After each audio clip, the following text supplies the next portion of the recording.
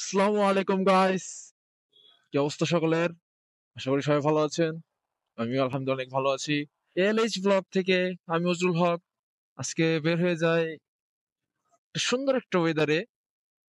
আর আজকের ওয়েদারটা অনেক সুন্দর, কারণ আজকের ঝিরিঝিরি বৃষ্টি পড়তেছে। তো বৃষ্টি তো বেরিয়ে পড়ি, কারণ আপনাদের জন্য তো একটা ভিডিও করতেই হবে। এন্ড এখন যাচ্ছি হচ্ছে পাম্পে, কারণ ফুয়েল একটু নিতে হবে। আর ভাই আমি গরিব মানুষ, ফুল ট্যাঙ্কি ফুয়েল তো আমি নিতে পারবো না, জাস্ট 100 টাকার ফুয়েল নিতে হবে। আগে 100 টাকার ফুয়েল নেওয়া মানে অনেক বড় লোক মানে নিজেকে ভাবতাম, কারণ আগে 100 টাকায় 1 লিটারে একটু বেশি ফুয়েল পাইতাম, বাট এখন 1 লিটারে 700 নাকি 800 এরকম এমএল পাই। চলেন দেখি কতটুকু এমএল পাওয়া যায়। বাট কি করার, ফুয়েল তো ভরতেই হবে, বাইকার যেহেতু হয়েছি। ফুয়েল লোড যদি না দেই বাইক তো চলবে না। আর এই যে একটা বাজে একটা সমস্যা হচ্ছে, আমার ভাইজরের ফগ জমতেছে। এই ঝামেলাটার জন্য একটা সলিউশন বের করতে হবে। এই তো দেখতে দেখতেই চলে আসি হচ্ছে পাম্পে। এন্ড পাম্পে আসার পর 126 টাকা লিটার। তো দেখি কি অবস্থা। 100 টাকার দাও তো। 100 100 টাকার দাও। পকেট পুরা খেয়ে দিব রে।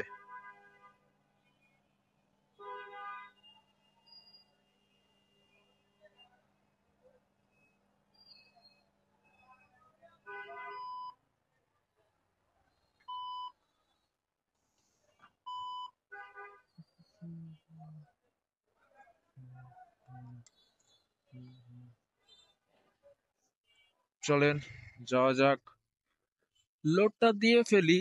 আর এখন যাচ্ছি হচ্ছে একটু বড় উদ্যানের দিকে। আজকের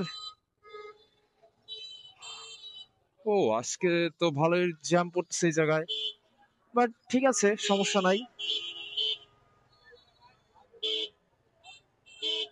বৃষ্টির কারণে কি সার্জেন্টরা কই গেছে?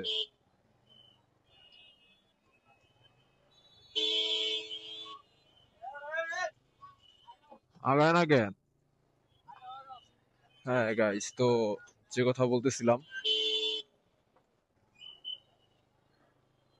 যাক ভালোই হয়েছে আজকের যে ওয়েদার। এরকম ওয়েদার যদি থাকে তাহলে রোজাদারদের জন্য অনেক উপকার হয়, কারণ আপনার 2-3 দিন যাবৎ যত হিট পড়তেছিল, তো ওই গরমে সবার একটু প্রবলেম ক্রিয়েট হইতেছিল। বাট এখন এরকম ঠান্ডা ঠান্ডা পরিবেশে রোজাদারদের কোনো সমস্যা হবে না, বা সাধারণ মানুষের কোনো সমস্যা হবে না, কারণ সবাই শপিং করতে আসতেছে। আর আমার মতন পাবলিক একটু ভোগান্তিতে পড়বে, কারণ বৃষ্টি মানেই তো একটা সমস্যা। বাইক নিয়ে বের হওয়া যায় না, পানি কাদা।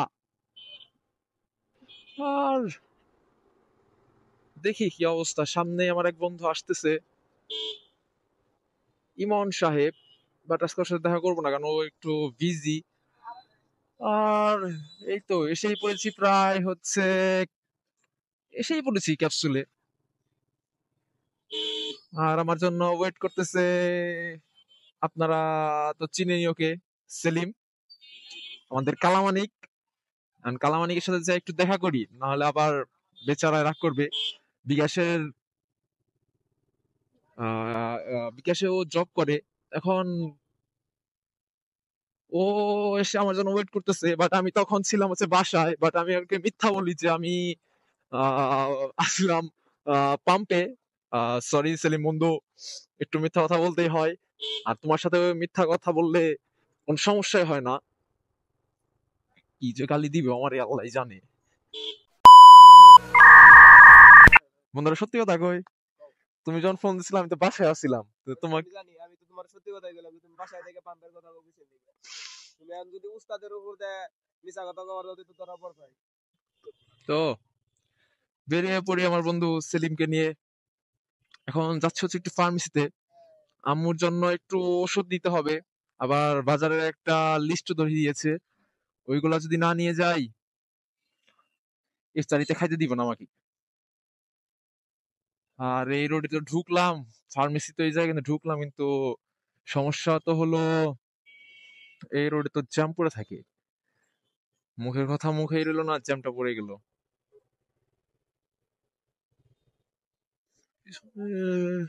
ওরে,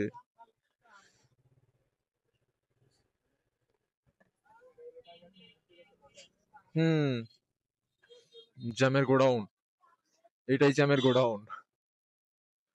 সজীব কথা বের হইতে পারুম, কিন্তু বের হওয়াটা রিস্ক, কারণ রিক্সা, ওনারা তো রিক্সা চালায় না, ওনারা চালায় হচ্ছে উড়োজাহাজ। আর সামনে ফার্মেসি, যা থেকে 2 মিনিট লাগবে। বাইকটা রেখে গেলে মনে হয় ভালো হতো, বাট ঢুকে ফেলছে, এখন আর কিছু করার নাই। সামনে একটা পরিচিত ফার্মেসির দোকান আছে, ওই জাতীয় ওষুধ নিতে হবে। আমি তো চিপা চাপা ঢুকতে পারি, কিন্তু রিস্ক নেওয়ার দরকার কি? আম্মু বলেছে সাবধানে বাইক চালাবা। আরে না, বল দেখতেছি ক্লিয়ার। না, আমরা ঘুরতে রেখেছে কাজ, এরকম ঘুরতেছে। হ্যাঁ, প্রাইভেট গাড়ি প্রাইভেট তুই না কিনে ঘুরবার বাইরে বামে চাপাই, ওই জাতীয় ওষুধ গুলা নিয়ে যাই হচ্ছে বাজারে, ওই জাতীয় বাজার করে দেন, আপনার সাথে একটু কথা হবে। হুম, তুই বাইকটা নিয়ে ডুইয়ে যা, যাই, সমস্যা কি, যা যা, ফোন ফোন দিবি কিছু করলে। গাইস, তোমার ওষুধ কেনা শেষ, এখন যাচ্ছি হচ্ছে বাইকের কাছে, কারণ আমার ফ্রেন্ডকে বসিয়ে রেখে এসেছিলাম।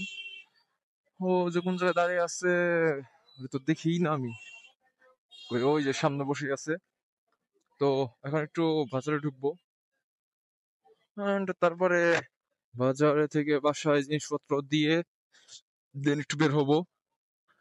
এখন বাজারে গিয়ে কথা হচ্ছে, স্টার্ট দে, হ্যাঁ স্টার্ট দে। এখন ওকে চালাইতে দেই, আবার ফার্স্ট ব্লগের মতো আপনারা দেখছেনি।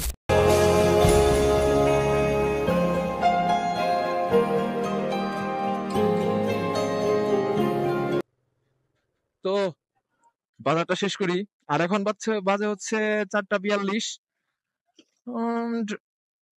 ওই দিক দিয়ে মানে আপনার মাসুরিয়া দিতে বেরোতে গেলে একটু প্রবলেমে ফেস করব, তাই চলে আসছি হচ্ছে ছয়নি পুকুর পাড়ের এই সাইড দিয়ে। কারণ এই জায়গায় মনে হয় মাসব্যাপী আপনার এই গরিবদের ইফতারি দেওয়া হয়।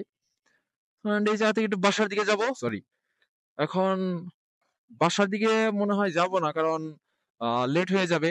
আর 4টা 43 বাজে, 5টা 40-এর মধ্যে বাসায় ঢুকতে হবে। এখন দেখি কালীবাড়ি পুকুর পাড়ের ওই দিক দিয়ে বের হয়ে দেন আমাদের সেলিম ভাইদের এরিয়াতে ঢুকবো। আজকে বের হতাম না, কারণ আকাশের যে অবস্থা, আহ, বের হওয়ার কোনো ইচ্ছা ছিল না, বাট বের হতে হবে আপনাদের জন্য। আর আজকে একটু কমেন্ট করে জানাবেন ভয়েসটা কিরকম আসতেছে, কারণ আজকে একটু ইউটিউব ঘাটাঘাটি করছি যে ভয়েসটা কিরকম, মানে ক্রিস্টাল ক্লিয়ার শোনা যায়। তো সেটিং থেকে একটু ঝামেলা হয়েছিল, সেটিংটা ঠিক করি। আর ঢুকে পড়ি 4 রাস্তার মোড়ের রোডে। সামনে হচ্ছে শাহিন স্কুল, মানে আপনার হচ্ছে এই আদালতপাড়া শাখা। আগে এটা ছিল আদালতপাড়ার ভিতরে, বাট এটা ওই জায়গা থেকে এই জায়গায় আনছে। আর সামনে থেকে বামে গেলেই আহ কালীবাড়ি পুকুর পাড়। কালীবাড়ি পুকুর পাড়ের ওই জায়গায় দেখি গিয়ে বসবো কি বসবো না ওটাই ভাবতেছি।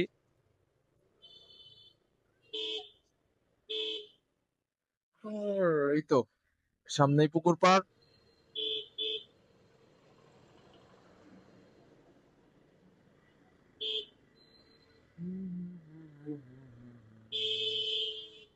পুকুর পাড় পুরো ফাঁকা। বাইক এখন এরকম রাফ চালাই না, আগে যেরকম রাফ চালাইতাম কেনার পরে। এখন বাইকটা ওরকম রাত চালানো হয় না, কারণ মাথায় একটু টেনশন ঘোরে, আর কিসের জন্য ঘোরে আপনারা জানেনই। বৃষ্টির ফোঁটাও পড়তেছে। এই জায়গায় কর্নারিং করতে অনেক ভালোই লাগে, বাট কর্নারিং করবো কিভাবে? বৃষ্টির ফোঁটাও দেখি ভালো রকম পড়তেছে।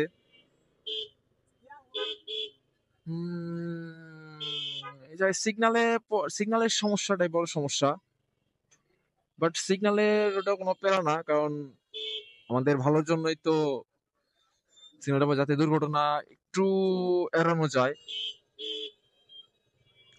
আগে এই জায়গায় পুলিশ ওনারা ডিউটি করতো, বাট এখন কিছু রিপ্রেজেন্ট প্লাস হচ্ছে কিছু স্টুডেন্ট ওনাদের সহযোগিতা করতে গিয়ে এসছে, কারণ রমজান মাস আর সামনেই তো ঈদের একটা চাপ।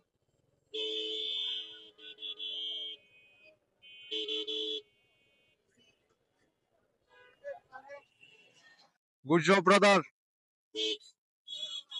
বৃষ্টিও পড়তেছে, আই থিঙ্ক আমার রেকর্ডটা একটু অফ করতে হবে, কারণ এই দেখা যায় যে এই জায়গার ক্যামেরাতে একটু পানি গেলে আমার একটু ঝামেলা হবে, আর বৃষ্টিও জোরে আসতেছে। তো আজকে বেশি ঘোরাঘুরি করা যাবে না, আর আজকের মতন এই পর্যন্তই। অ্যান্ড আমার ইউটিউব চ্যানেলকে আপনারা সাবস্ক্রাইব করে দিবেন, বেল আইকনটাকে প্রেস করে দিবেন। আসসালামু আলাইকুম।